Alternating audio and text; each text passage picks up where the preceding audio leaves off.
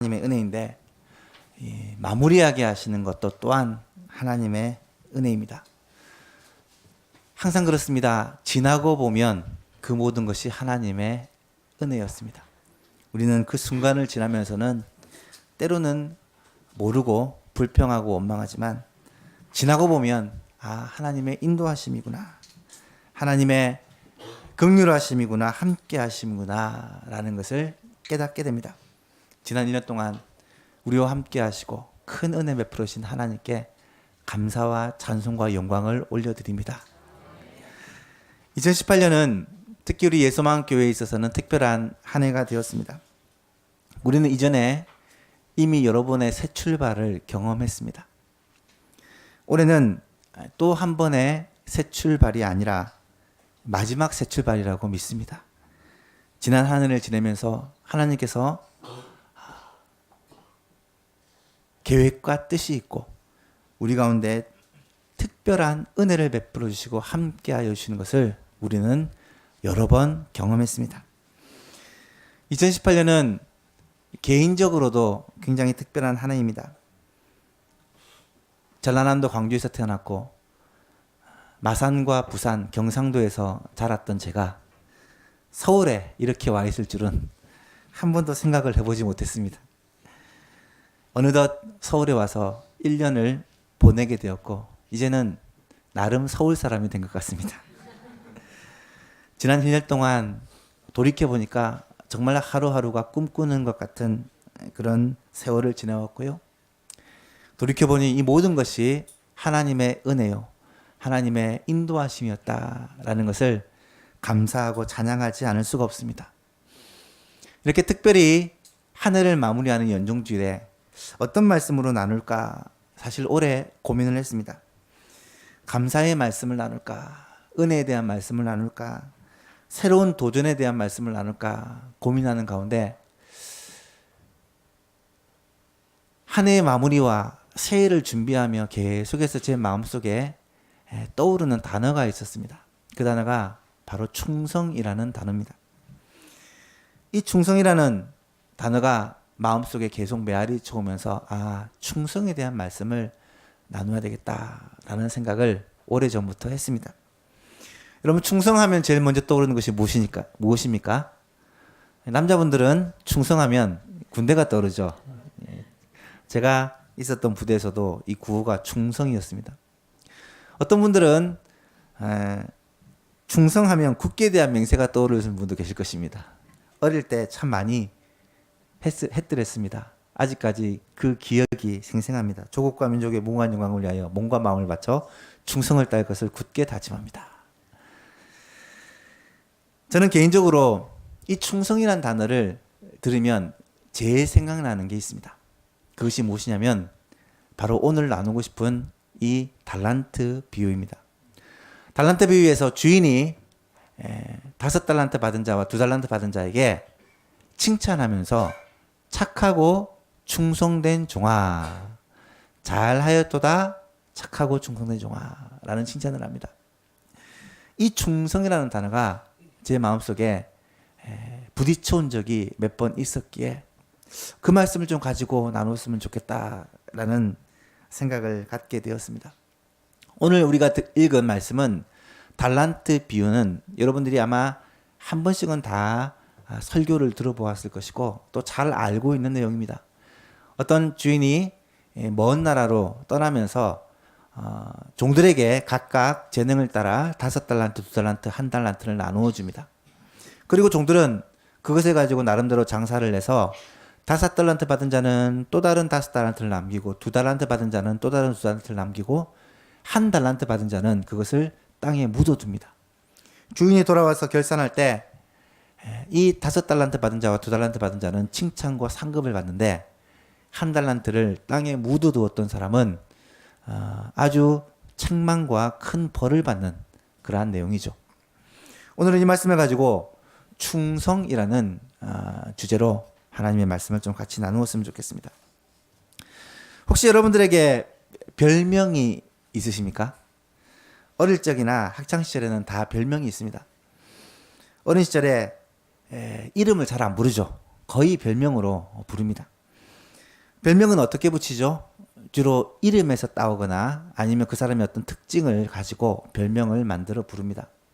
제가 중학교 때 별명이 1억이었습니다. 학교에서 과학 선생님이 갑자기 저보고 야, 네 1천이 먹고 1억은 돼야지. 이때부터 제가 1억이 됐습니다. 보는 친구들마다 1억아, 1억아 불렀습니다. 어릴 때부터 숫자와 관련이 많았던 것 같아요. 대학 시절에는 참 부끄럽지만 제 별명이 바보였습니다. 대학 동기들이 신입생 환영회 때 제게 붙여준 별명인데요.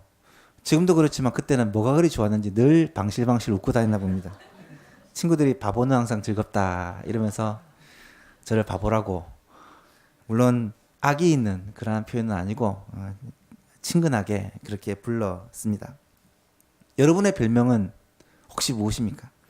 어린 시절에, 학창 시절에 친구들을 만나면 여러분은 어떤 사람으로 기억하고 계십니까? 내성적인 사람, 외향적인 사람, 주도적인 사람, 별로 존재에 영향력이 없는 사람, 성격 좋은 사람, 운동 잘하는 사람, 공부 잘하는 사람, 노래 잘하는 사람, 나름대로 여러분을 기억하는 어떤 여러분에 대한 추억, 기억들이 있을 것입니다. 내가 어떤 사람으로 기억되느냐 하는 것은 사실 의미가 있는 중요한 일입니다. 한 번 더 묻고 싶습니다. 여러분의 선생님은 여러분을 어떤 사람으로 기억합니까? 여러분의 부모님은 여러분을 어떤 자녀로 기억합니까? 여러분의 직장의 상사나 동료들은 여러분을 어떤 직원으로 기억합니까? 그리고 교회에서 성도들은 여러분을 어떤 사람으로 기억합니까? 다른 사람의 평가, 다른 사람이 여러분을 바라보는 시각은 사실 참 중요합니다. 이 땅을 살아가면서 사람들이 나를 어떻게 생각하느냐라는 것은 굉장히 중요하죠. 하지만 혹시 다른 사람이 나를 좋지 않게 평가할 수도 있습니다. 사람들은 오해도 많이 하고요. 속마음을 다 들여다보지 못하기 때문에 우리들에 대해서 그렇게 부정적으로 때로는 모함하는 경우도 적지 않게 있습니다. 그래도 오랫동안 가까이서 봐온 사람이라면 그 사람에 대해서 그래도 정확하게 평가하고 판단할 수가 있겠죠. 그런데 혹시 부정적인 평가를 받아왔을지라도 우리에게는 기회가 있습니다. 만회할 기회가 있습니다. 다시 회복하고 이미지를 바꾸고 다시금 우리의 명예를 그렇게 회복할 수 있는 기회가 우리에게는 얼마든지 남아있죠. 그런데 절대로 부정적인 평가를 받아서는 안 되는 곳이 있습니다. 이 평가에서만큼은 절대로 책망을 받으면 안 되는 그러한 평가의 자리가 있습니다. 그곳이 어디겠습니까? 마지막 날 하나님의 심판대 앞에 섰을 때, 세상의 창조주요, 세상의 통치자요, 세상의 심판주인 주님 앞에 섰을 때 만약에 우리가 부정적인 평가를 받는다면, 악하고 게으른 종이라고 평가받는다면 그때는 후회해도 소용이 없고 돌이킬 수 없습니다. 오늘 본문에 보니까 하나님께서 사람을 평가하는 장면이 나타납니다. 주인으로 비유된 하나님께서 종으로 비유된 사람을 평가하는데 뭐라고 평가하냐면 굉장히 대조적입니다. 21절에 보니까 5달란트 받은 자를 향하여서 이렇게 말씀합니다. 그 주인이 이르되 잘하였도다 착하고 충성된 종아, 내가 적은 일에 충성하였음에 내가 많은 것을 내게 맡기리니 내 주인의 즐거움에 참여할지어다 하고, 23절은 2달란트 받은 자에게 내리는 평가인데요, 21절과 토시 하나 틀리지 않고 똑같습니다. 이렇게 똑같은 본문이 드물어요. 23절도 같이 한번 읽어볼까요? 시작.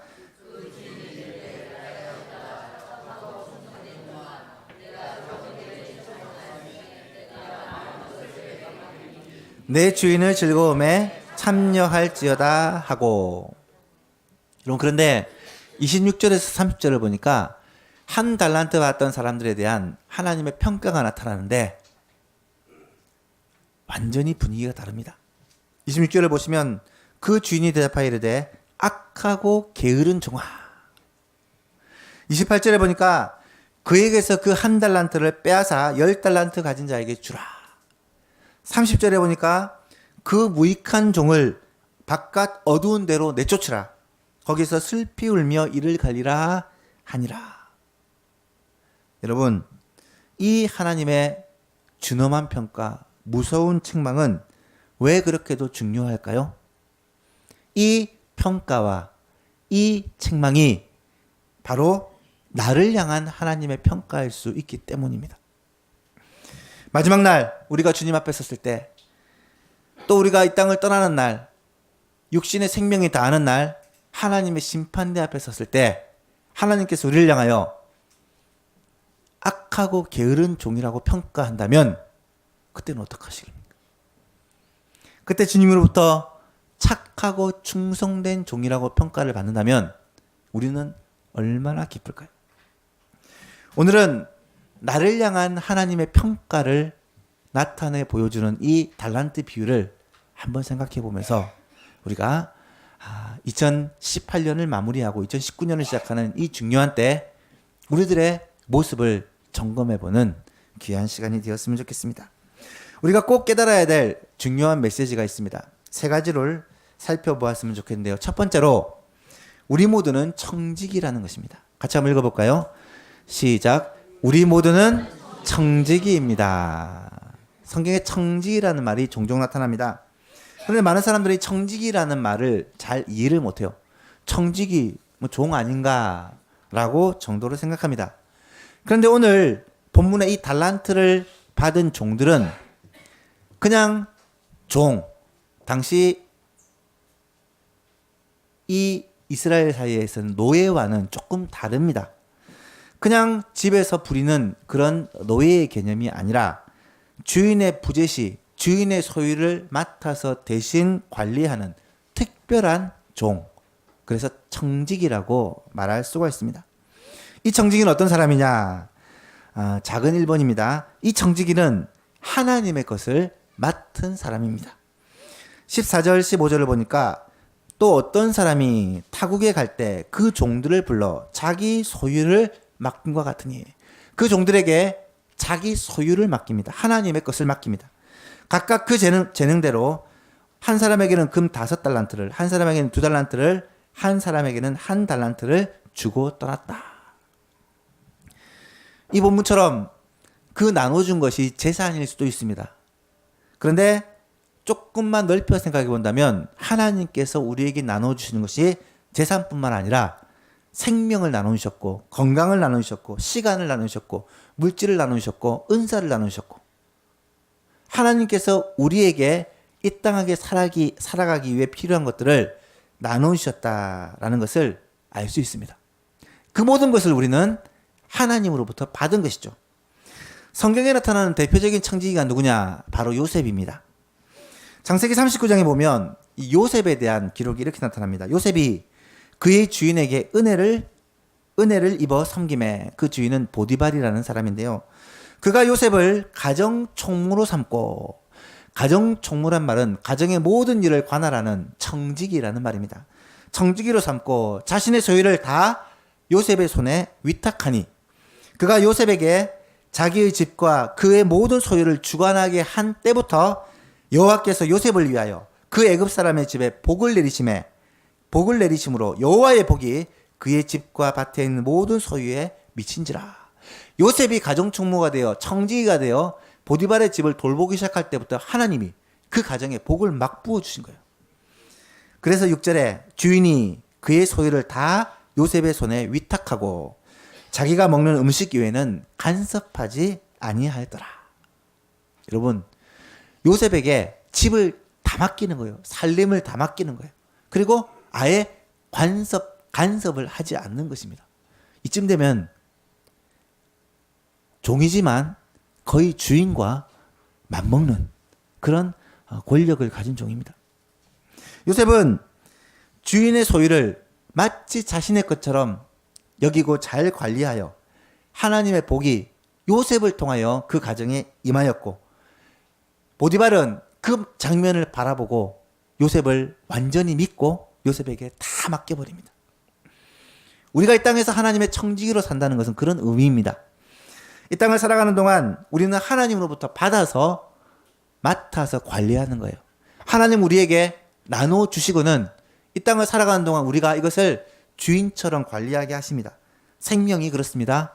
건강도 그러하고요. 시간도, 물질도, 은사들도 그러합니다. 이것을 잘 사용하고 잘 활용해서 하나님이 우리에게 맡겨오신 그 목적, 하나님께 영광을 돌리고 하나님의 뜻을 이루며 하나님을 기쁘시게 하는 삶을 살면 그 사람은 착한 청직이에요. 우리가 그런 선한 청지기가 되어서 하나님께서 우리에게 맡겨주신 것을 가지고 하나님을 기쁘시게 하는 그러한 선한 청지기들이 될 수 있기를 바랍니다. 청지기는 두 번째로 내가 맡아서 관리는 하지만 그 소유주가, 주인이 나는 아니라는 거예요. 내 것은 아니라는 것입니다. 청지기가 맡은 것은 자기 것이 아니라 주인 것입니다. 가끔 주인의 소유를 맡아서 관리하다 보면 이것이 내 것이다 라고 착각하는 사람이 있습니다. 아니, 그런 사람이 생각보다 많습니다. 나라의 정치를 맡은 사람들은 사실은 자기가 잘해서 권력을 잡은 것이 아니라 국민들이 그 나라의 일들을 대신하도록 맡겨준 것이죠. 그런데 스스로 착각하기를 내가 이 나라의 주인이다. 내가 이 도시의 주인이다. 내가 이 자리에서 모든 것을 마음대로 할 수 있다라고 착각하면 심각한 문제가 생깁니다. 마찬가지입니다. 우리가 맡은 것은요, 하나님께 다 받은 거예요. 이것을 주인이 누군지 모르고 착각하고 살면 심각한 문제가 생깁니다.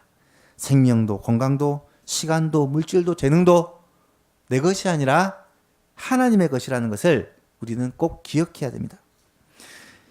물론 하나님은 이런 것들을 어떻게 사용하느냐 시시콜콜하게 따지지 않습니다. 한번 맡겨주셨으면 마지막 심판 때까지는 우리에게 완전히 맡겨두세요. 그러다 보니까 착각을 많이 하죠. 이것이 내 것인 것다.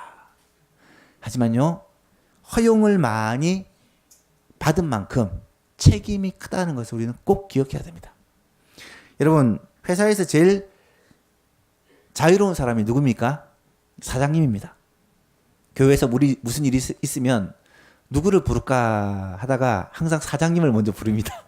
왜냐하면 직원들은 꼼짝을 못해요. 그런데 사장님은 누구한테 맡기고 대신 자리를 비울 수도 있기 때문에 보통 그런 분들을 찾습니다. 그만큼 시간 활용이나 스케줄에 자유롭다는 말입니다. 그런데 사장이 자유롭다고 모든 일을 자기 마음대로 하면 됩니까? 심각한 문제가 생깁니다. 사장이 자유롭다고 아무렇게나 하면 그 회사는 망하게 되죠. 그 회사가 망하면 문을 닫게 되면 직원들이야 회사를 떠나 다른 곳에 가면 되지만 사장은 그 모든 피해를 다 책임져야 되는 그런 자리에 서게 됩니다. 청지기도 마찬가지인 것 같아요. 내가 내 모든 것을 내 것처럼 사용하지만 사실은 하나님 앞에 이 모든 것에 대한 책임을 져야 되는 그런 무거운 자리가 청지기의 자리입니다. 여러분, 하나님은 우리를 믿고 우리에게 모든 것을 맡겨주셨습니다. 생명도, 건강도, 시간도, 물질도, 재능도 말입니다. 그렇다면 그 받은 것들을 가지고 하나님의 뜻을 위하여, 하나님이 기뻐하신 일 위하여 잘 관리하고 사용하는 것이 청지기에 마땅한 바다라는 것이죠. 왜 그렇습니까? 마지막 세 번째로 가장 중요한 것이죠. 반드시 주인과 결산을 해야 될 때가 오기 때문입니다. 19절 말씀해 보니까 오랜 후에 그 종들의 주인이 돌아와 그들과 결산할세. 주인 되신 하나님 앞에 결산을 해야 될 때가 있다라는 거예요. 여러분, 예수님은 말씀하시기를 그때와 그 시가 그렇게 멀지 않다라고 말씀합니다. 늘 깨어있으라. 내가 어느 때 올지 알지 못한다고 말씀하십니다. 뿐만 아니라 여러분 개인의 종말이 언제 올지 알 수 없습니다. 나는 아직 젊기 때문에 한참 남았어. 여러분, 종말은요, 젊고 늙고는 상관이 없어요. 갑자기 하나님 앞에 서야 될 상황이 될 수 있다는 거예요. 주인과 결산을 할 때 그때를 기억하며 준비하며 살아가야 됩니다. 이런 것을 우리는 청지기 의식이다라고 말합니다. 아, 내가 주인 앞에서 결산할 때가 있구나. 내가 하나님 앞에서 내가 모든 삶을 결산받을 때가 있구나라는 것을 기억하며 사는 이 청지기 의식을 갖고 살아가는 저와 여러분 되시기를 바랍니다. 청지기 의식이 있는 사람은요, 모든 것을 관리합니다.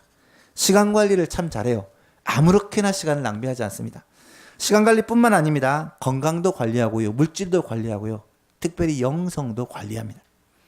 의사들이 늘 하는 말이 있어요. 사람의 건강은 건강할 때 관리해야 된다.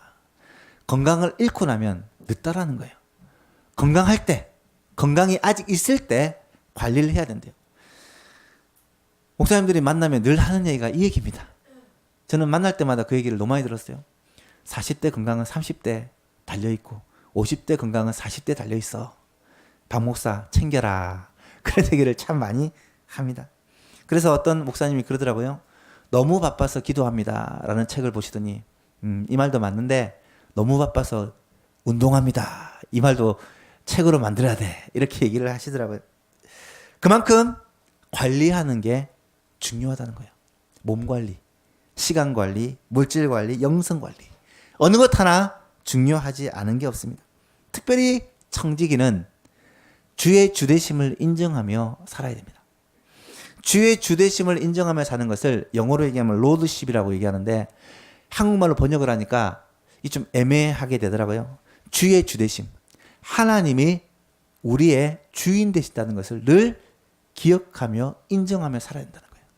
이것을 잊어버리고 이것을 놓치고 살면 우리의 삶을 아무렇게나 방치하기가 쉽다는 거예요. 그래서 예수님은 이 주되심에 대해서 이런 말씀으로 아주 요약을 해주십니다. 마태복음 6장 33절 말씀, 유명한 말씀이죠. 같이 한번 읽어볼까요? 시작. 그런즉 너희는 먼저 그의 나라와 그의 의를 구하라. 그리하면 이 모든 것을 너희에게 더하시리라. 아멘. 먼저 해야 될 것이 있다는 거예요. 우선순위를 둬야 될 게 있다는 것입니다. 그의 나라와 그의 의를 구하며 살아라. 그러면 너희가 필요로 하는 모든 것들을 하나님께서 다 채워주고 하나님께서 다 공급해 줄게 라는 약속입니다. 이것이 예수님을 주로 모시고 하나님을 주로 모시고 살아가는 사람들의 특권이요, 마땅히 해야 될 삶이다 라는 것이죠.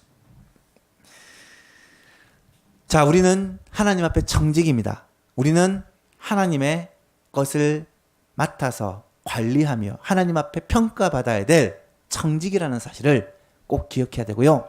두 번째로 청지기에게 맡은 자들에게 구할 것이 있는데 그것이 무엇이라고요? 충성이라는 것입니다. 청지기는 하나님으로부터 맡은 자는 반드시 충성해야 된다라고 성경은 말씀합니다. 21절 말씀을 보십시오. 그 주인이 5달란트 받은 자에게 한 말입니다. 잘하였도다 착하고 충성된 종아.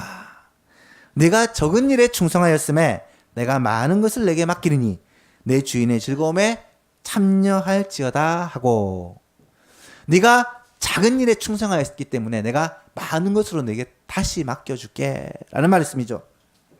여러분, 5달란트를 가지고 장사해서 또 다른 5달란트를 남긴 것이 작은 일일까요? 적은 일일까요? 달란트의 가치를 잘 모르기 때문에 이 말이 잘 실감이 나지 않을 겁니다. 여러분, 달란트라는 것은요, 꽤 큰 액수의 돈입니다. 1달란트는 6,000데나리온인데 1데나리온은 노동자의 하루 임금입니다. 오늘날로 생각해 본다면 노동자가 하루 열심히 일하면 얼마 정도 받습니까? 한 10만 원 정도 받는다고 합시다. 그러면 1달란트는 6억입니다. 6억. 그리고 5달란트는 30억이에요. 하나님으로부터 30억을 받아서 열심히 장사해서 또 다른 30억을 남겨서 주인 앞에 섰습니다. 근데 주인이 뭐라고 말하냐면 내가 작은 일에 적은 일에 충성하였다라고 말하고 있어요. 여러분, 이 말씀은 어떤 의미를 가질까요? 두 가지 의미가 있다고 생각합니다. 첫 번째는 우리가 볼 때는 30억이 어마어마하게 큰 돈이고 큰 일이죠. 그런데 하나님 보실 때는 이 30억이 그렇게 큰 것이 아니라는 것이죠. 적은 것이다. 또 한 가지는 하나님께서 우리를 위하여서 예비하신 그 상급은요, 우리가 수고하고 남긴 이거와는 비교할 수 없다는 거예요. 하나님께서 우리에게 주신 상급은 내가 남긴 것과는 비교할 수 없어. 어마어마한 것이야 라는 말씀입니다. 사실 하나님께서 우리에게 주신 달란트는요, 결코 작은 것은 아닙니다. 여러분, 생명을 받았죠. 건강을 받았습니다. 시간과 물질과 재능을 받았는데 이것이 우리가 이 땅에서 살아가고 활동하는데 부족함이 없도록 하나님이 부어주셨습니다. 다른 사람과 비교를 하니까 아쉽고 불평, 불만이 나오지만 사실은 이것을 가지고 하나님을 위해 살고 이 땅 가운데서 필요한 것을 하기에 충분하게 하나님은 허락해 주셨습니다. 잘 관리하고 잘 사용하면 하나님의 뜻을 이루고 하나님을 기쁘시게 하는데 사실은 충분한 것이죠.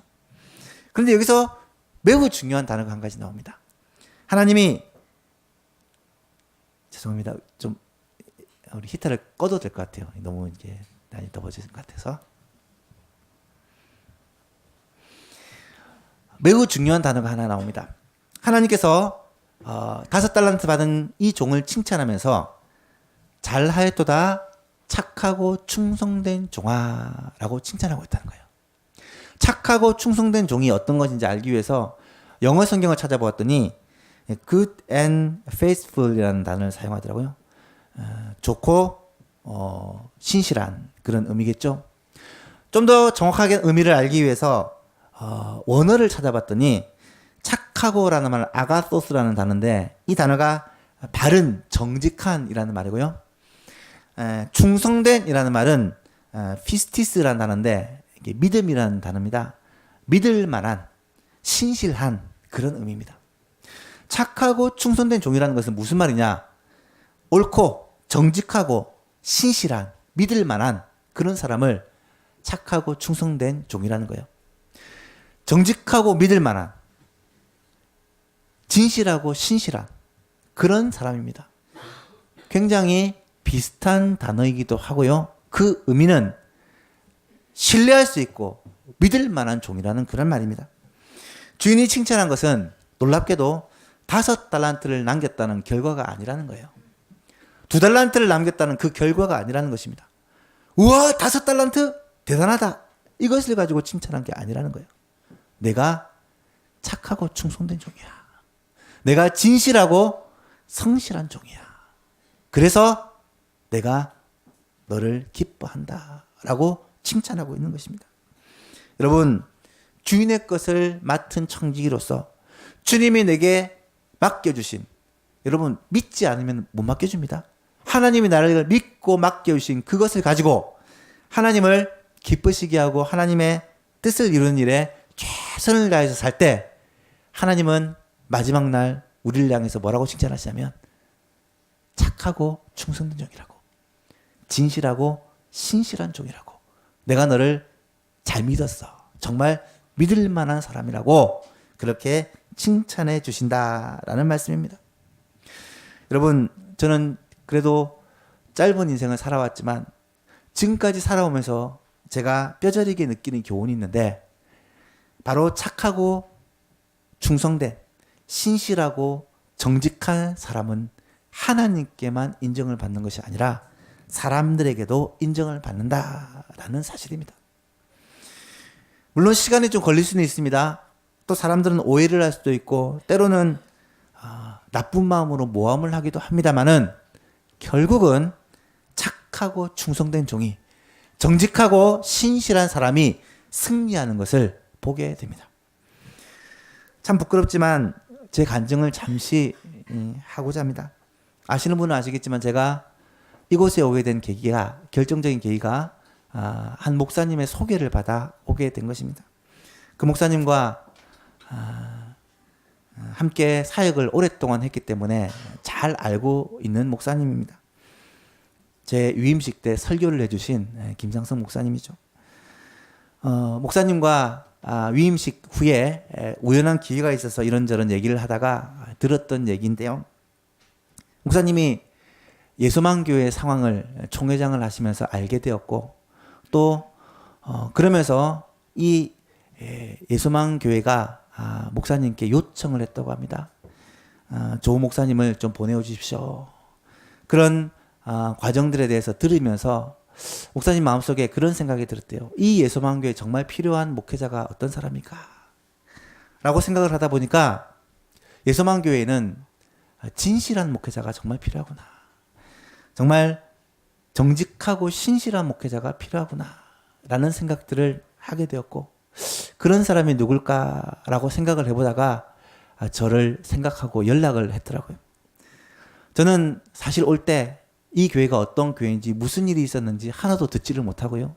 그냥 서울에 교회가 있는데 박 목사 한번 가봐라. 박 목사 가면 참 잘할 거야. 그렇게 말씀해 주셔가지고 아무것도 모른 채 왔습니다만은 와서 1년을 보내고 나니까 제 마음속에 확실하게 느껴지는 것이 이런 의미에서 하나님께서 나를 보내셨구나. 사실 개인적으로 제가 가진 풍성한 달란트는 별로 없습니다.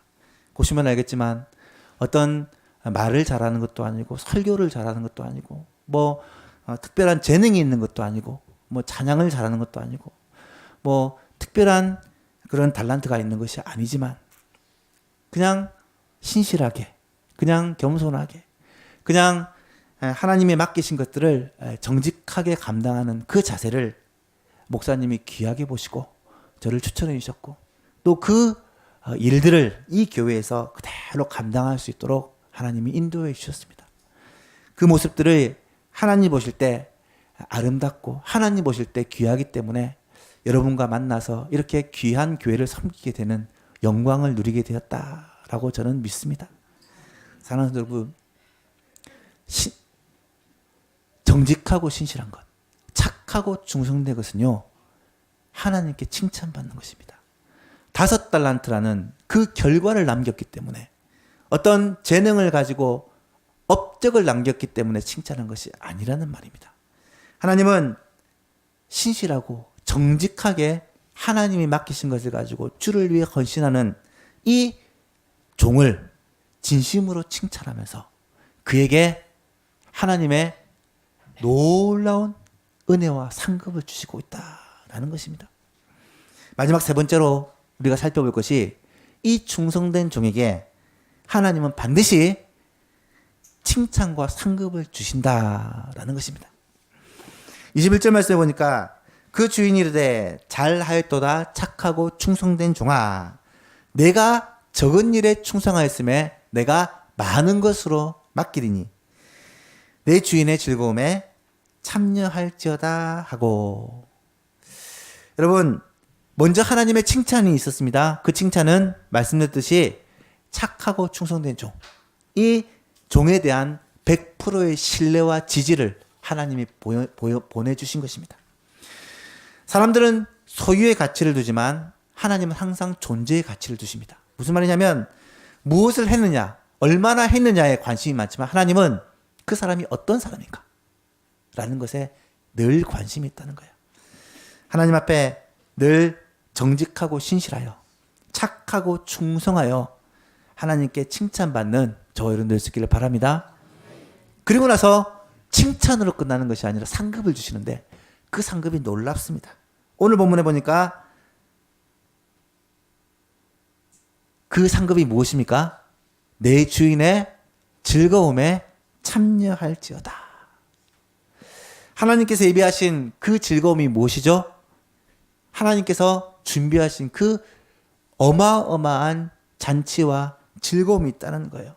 이 상급에 대해서 다른 성경에서는 뭐라고 말씀하냐면 하나님의 자녀, 하나님의 상속자가 되는 특권이라고 설명합니다.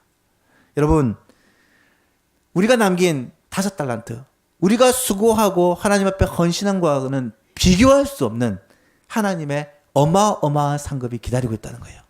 그것이 무엇입니까? 하나님의 나라요, 하나님의 상속자가 되는 축복입니다. 바울 사도는 로마서에서 이것을 이렇게 고백합니다. 로마서 8장에 보니까 성령이 친히 우리의 영과 더불어 우리가 하나님의 자녀인 것을 증언하시나니 자녀이면 또한 상속자, 하나님의 상속자요 그리스도와 함께한 상속자니 우리가 그와 함께 영광을 받기 위하여 고난도 함께 받아야 할 것이니라. 18절 말씀 같이 한번 읽어볼까요? 생각하건대 현재의 고난은 장차 우리에게 나타날 영광과 비교할 수 없도다. 아멘. 이 땅에서 청지기로 살아가면서 고난을 당합니다. 어려움이 있습니다. 부족함이 있습니다. 힘듭니다. 때로는 포기하고 싶고 내려놓고 싶고 다 떠나고 싶은 마음이 들 때도 있습니다. 오해를 받을 수도 있고 모함을 받을 수도 있고 사람들로부터 인정받지 못할 수도 있습니다. 하지만 하나님 앞에 신실하고 정직하게 착하고 충성된 종으로 하나님을 섬기면 우리는 현재의 고난과는 비교할 수 없는 하나님의 놀라운 영광을 누리게 된다는 것입니다. 하나님의 나라를 상속하게 된다는 것입니다. 하나님의 영원한 나라에서 하나님과 영원토록 살게 된다는 것입니다. 여러분, 이것이 우리에게 약속하신 하나님의 상급입니다. 말씀을 맺습니다. 우리는 모두가 청지기들입니다. 청지기는 하나님의 것을 받아서 그것을 하나님을 위하여 사용함으로 말미암아 마지막 날 하나님 앞에 결산을 받는 그러한 특별한 종이다라고 말씀을 드렸습니다. 그리고 이런 청직이 된 우리에게 필요한 것은 충성입니다. 충성은 말씀드렸듯이 착하고 충성된 하나님 앞에 정직하고 신실하게 하나님의 뜻을 따라 받은 달란트를 가지고 하나님을 섬기는 것입니다. 그리고 그렇게 충성되게 하나님께 섬기는 자에게 하나님의 칭찬과 상급이 반드시 있다라고 오늘 본문은 약속하고 있습니다. 2018년을 마무리하고 2019년을 시작하는 이 중요한 때에 이 말씀이 우리에게 주시는 하나님의 음성이 될 수 있기를 바랍니다. 이 자리에 앉아 계신 모든 예소망교회 성도님들이 착하고 충성된 청지기가 되어 하나님 앞에 인정받고 칭찬받고 상급을 받는 여러분 될 수 있기를 간절히 바랍니다. 찬송가